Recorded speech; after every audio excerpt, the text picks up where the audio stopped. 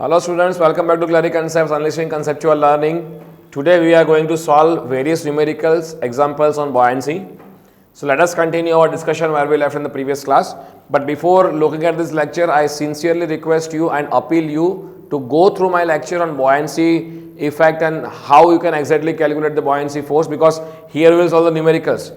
But the understanding of these formulas and all I have already taught you in the previous lecture. So please visit that and then come back over here.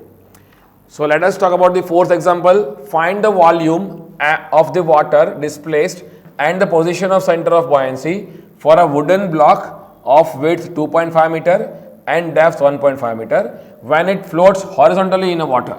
So I have a water and a wooden block which is floating on the surface of water with a height of 1.5 meter and the width of 2.5 meter.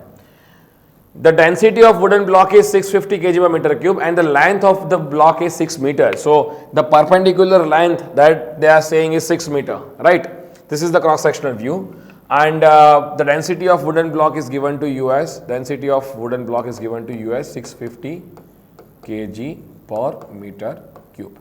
They have asked you to find out the volume of the water displaced and the position of center of buoyancy. Now see, center of buoyancy position is always at the centroid of the volume displaced. Now when you say centroid, that means centroid of the volume displaced. So let's say this is H, the depth is H. So buoyancy point will be over here and this will exactly be H by 2 meters, H by 2 meters from the bottom portion. So first H is need to be found out.